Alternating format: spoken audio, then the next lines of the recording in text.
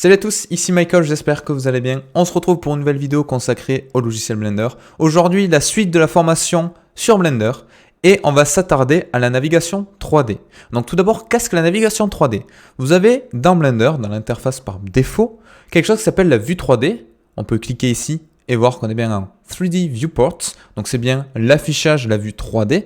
C'est ici qu'on va voir notre scène. Une scène, c'est quoi? C'est tout simplement une entité qui va être constitué de plusieurs objets. Ces objets peuvent être de différents types. On a par exemple par défaut une caméra, un cube et une lampe. On peut les sélectionner facilement avec un clic gauche.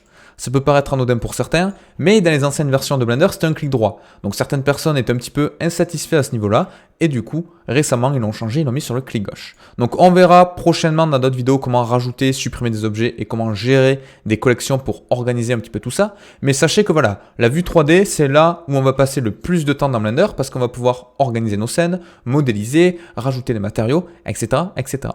Donc il est très important de savoir comment naviguer dans cet environnement 3D. Au passage, tout au long de cette formation et dans l'intégralité de mes vidéos sur YouTube, vous avez en bas à droite de la vue 3D le raccourci clavier et souris qui s'affiche avec sa description. Donc par exemple un clic gauche, on voit que je fais un clic gauche et il y a marqué Select juste en dessous.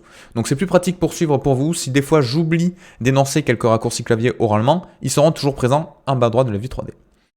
Premier raccourci utile, comment zoomer et dézoomer. Alors là, c'est du classique, il y a deux alternatives. On a le zoom, on va dire, commun à tous les logiciels de graphisme ou autres sur ordinateur avec la molette. Donc là, si je fais la roue de la molette vers le haut, ça zoome et vers l'arrière, ça dézoome.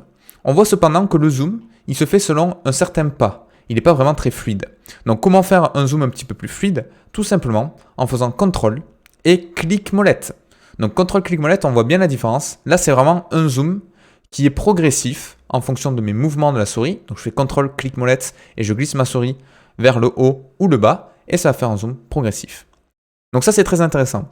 Ensuite, on peut également se déplacer dans la vue 3D, du moins faire une rotation autour de notre objet actif. On verra comment changer cela par la suite en faisant un clic molette.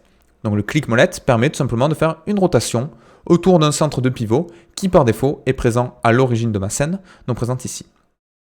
On a également le raccourci clavier Shift clic molette qui permet cette fois-ci de faire un déplacement manuel donc sur différents axes en fonction des mouvements de ma caméra. Et on remarque quelque chose qui est assez intéressant, qui est une fonctionnalité présente dans Blender et qui est très pratique. Là, je déplace vers la gauche en laissant foncer Shift et clic molette. Et quand j'arrive au bord de mon écran, au lieu de bloquer mon curseur, si je continue mon mouvement, on voit que mon curseur est téléporté de l'autre côté par opposition à ma fenêtre. Et ça me permet, donc ça c'est très pratique, ça peut paraître un petit peu inutile, mais c'est extrêmement pratique pour éviter de couper vos mouvements et faire plusieurs à-coups avec votre souris. Donc ça c'est très bien. Et ça marche pour toutes les fonctionnalités de Blender qui nécessitent de laisser enfoncer un clic et de le déplacer. Ça marche également en hauteur, donc vous voyez que ça se téléporte d'un côté à l'autre, de haut à bas, de gauche à droite, tout est fonctionnel. Donc maintenant je suis un petit peu embêté, parce que si je fais une rotation avec mon clic molette, on voit que forcément, vu qu'on s'est déplacé, mon point de rotation, mon centre virtuel généré par Blender est plus du tout au même endroit. On tourne plus du tout autour du cube. Pourquoi? Pourtant il est sélectionné avec un clic gauche. Tout simplement parce que le Shift clic molette a déplacé certes ma caméra, mais également le point de pivot virtuel généré par Blender. Donc comment indiquer à Blender que je veux me recentrer sur ce cube-là et redéplacer, tant qu'on y est, la caméra dessus? Tout simplement en le sélectionnant et en appuyant sur la touche point du pavé numérique. Et là, vous voyez que ça l'a bien recentré sur mon cube. Alors qu'est-ce qui se passe si je sélectionne plusieurs objets? Comment je fais déjà pour sélectionner plusieurs objets? Soit je laisse enfoncer Shift et je les sélectionne, donc en l'occurrence là ma lampe et ma caméra, soit je peux laisser enfoncer mon clic, lâcher, et on est ici. Et là maintenant, si je fais une rotation, on est toujours centré sur mon cube parce qu'on n'a pas indiqué à Blender de changer le centre de rotation, et on n'a pas fait de déplacement avec Shift, clic molette. Donc qu'est-ce qui se passe maintenant si j'appuie sur la touche point de mon pavé numérique? Il ne va pas choisir de se centrer uniquement sur ma lampe, ni uniquement sur ma caméra, il va générer un point en faisant la moyenne de mes deux coordonnées au milieu des sélections. Donc si j'appuie sur point du pavé numérique, on a bien une rotation au milieu des deux. Donc là, je n'ai sélectionné 2, je pense sélectionner 3, 4, 5, n, il n'y a pas de limite. Et il va faire du coup une moyenne, une médiane sur toutes les coordonnées de mes objets sélectionnés. Donc ça, c'est également très pratique. Donc voilà, je peux me recentrer sur mon cube.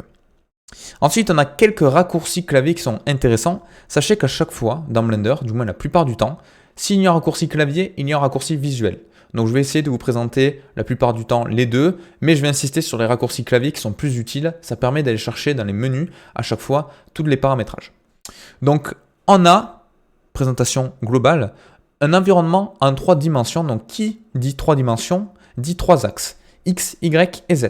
Ils sont représentés en haut à droite, ici, avec des couleurs, un code couleur. Donc ceci, c'est ce qu'on appelle un gizmo, avec les 3 axes. On a les X en rouge, qui est par exemple la largeur. On a le Y en vert, qui a la profondeur. Et en bleu, on a le Z qui est la hauteur. Donc sachez que le Z et le Y, des fois en fonction des logiciels et des conventions, c'est un petit peu la guéguerre. C'est pas tout à fait le même. Sur certains logiciels, le Z c'est la profondeur, le Y c'est la hauteur. Dans Blender, sachez que le Z c'est la hauteur. Donc voilà, vous le saurez parce qu'il y a différents paramétrages à ce niveau-là à connaître. Donc on a différentes vues qui sont intéressantes, notamment la vue de face, de côté, de dessus, arrière, etc., qui vont nous aider lors de la modélisation. Tout ceci, raccourci visuel, présent en haut à gauche de la vue 3D, dans View, dans Viewpoint, et là on en a plusieurs. On a caméra, top, bottom, front, back, right, left. Donc vous remarquez que dans Blender, quand on laisse survoler notre curseur sur une fonctionnalité, il y a une petite description. To get the camera view, là ça doit être view from the top, donc vue du dessus, etc. Donc on a la fonctionnalité en blanc, en gras, et à droite, en un petit peu plus grisâtre, on a le raccourci clavier qui lui est associé. Donc pour passer en vue caméra, on voit que c'est une numpad 0, vue du dessus, une numpad 7, etc. Donc si je clique dessus, par exemple, hop là, il le fait direct. Mais c'est beaucoup plus pratique d'appuyer sur la touche 7 du pavé numérique. Ça évite d'aller dans une action view, une seconde action, une troisième action. Ça fait 3 clics alors qu'une touche peut raccourcir largement vos méthodes de travail. Donc ça, c'est très utile. Donc, je vais un petit peu vous expliquer les différentes vues et caméras présentes dans Blender. On a la vue de dessus avec la touche 7. On a la vue de droite avec la touche 3. Et on a la vue de face avec la touche 1 du pavé numérique. Pour ceux qui sont sous ordinateur portable, je vous conseille déjà de travailler avec une souris pour avoir les 3 clics, ça c'est très important, et d'acheter, si vous avez l'occasion, une extension, ils en font beaucoup en format USB, ça coûte pas cher du tout, d'un pavé numérique. Ça vous permettra de travailler beaucoup plus facilement. Malgré tout, si vous n'en avez pas sous la main, ou pour une raison personnelle, vous ne voulez pas acheter une souris ou une extension de pavé numérique, vous pouvez aller dans les Preferences, dans les Inputs, et vous avez moyen d'émuler le numpad, et du coup vos 1, 2, 3, 4, 5, 6 ils vont être présents sur les chiffres globaux de votre clavier au-dessus des lettres, et vous pouvez même émuler les souris à 3 boutons, avec la combinaison Alt, etc. Donc tout ceci, vous pouvez lire les documentations, mais sachez que c'est réalisable dans Blender, on peut émuler ceci même si vous avez un clavier simple, sans souris et sans pavé numérique, mais c'est quand même plus pratique. Donc je rappelle, 7 dessus, 3 droite, 1 face. Maintenant vous allez me dire, ça c'est bien beau, mais maintenant si je veux une vue de dessous, alors c'est tout simplement l'opposé du dessus. C'est comme ça qu'il faut réfléchir pour la philosophie des vues dans Blender, dans la vue 3D. Donc la vue de dessus c'est quoi? C'est 7. L'opposé du dessus c'est le dessous, donc on va rajouter CTRL, CTRL 7. Donc 7 dessus, CTRL 7 dessous. 3 c'est droite, l'opposé de droite c'est gauche, donc CTRL 3 c'est gauche. Vue de face 1, c'est quoi l'opposé de la face? C'est l'arrière, CTRL 1. Ok?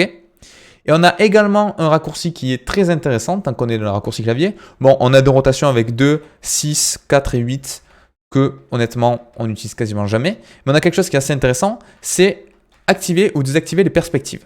Là, on voit que je suis en vue de perspective. Il y a différents indices qui s'offrent à nous pour nous l'indiquer. Tout d'abord, on voit qu'on a un point de fuite ici. Donc là, si je trace grossièrement, si je prolonge mes arêtes, on voit qu'on a bien un point de fuite. On voit également que la grille, ici, les carrés sont beaucoup plus larges qu'au fond. Donc on a bien une perspective avec un changement de proportion en fonction de la distance qui s'affiche à notre caméra.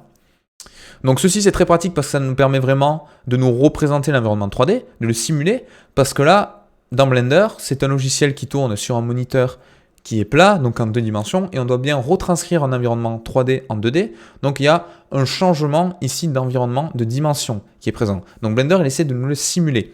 On peut malgré tout nous confirmer qu'on est en vue perspective en haut à gauche. On voit qu'on est en User Perspective. Donc ça, c'est très bien. Comment passer en vue sans perspective? On va appuyer sur la touche 5 du pavé numérique. Et là, on voit que du coup, les ratios sont équivalents quelles que soient les distances d'affichage, on n'a plus de perspective. Et on le voit en haut à gauche avec marqué User orthographique. Donc orthographique en 3D, une vue représentation orthographique, c'est une vue sans perspective. Alors ça, vous vous demandez peut-être, pour les personnes qui débutent, qui suivent cette formation, à quoi ça sert? Tout simplement, des fois quand on va modéliser, on préfère avoir quelque chose comme ceci, avec des points qui se superposent quand on est en vue de côté par exemple, plutôt qu'avec des perspectives qui vont nous gêner. Donc je vous expliquerai en fonction des cas si on doit rester en perspective ou en vue orthographique.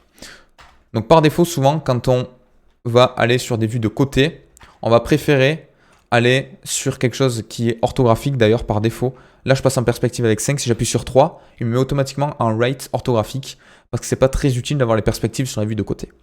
Pourquoi? Parce qu'on a quelque chose qui est très intéressant. Si je vais dans View, si je vais ensuite dans Aria et que je fais Toggle Quad View, on a ceci. Alors ceci c'est quoi? C'est une représentation en Quad View qu'on appelle, avec en haut à droite une perspective, en haut à gauche une vue du dessus, une vue avant et une vue de droite. Tout ceci, elles sont en orthographique. Si j'appuie sur 5, je ne peux pas le changer, ça va uniquement me le changer ici. Et ça c'est très utile quand on va faire de la modélisation industrielle par exemple, ou un véhicule avec ce qu'on appelle des blueprints, qui sont des plans dessinés, je pense que vous voyez ce que c'est, qui sont dessinés en blanc avec des traits blancs sur un fond bleu. Et c'est des plans avec des cotes, etc. Et là, il ne faut surtout pas avoir les perspectives, sinon on va se gêner, on va avoir des points qui ne vont pas être alignés, etc. Donc cette vue est très importante.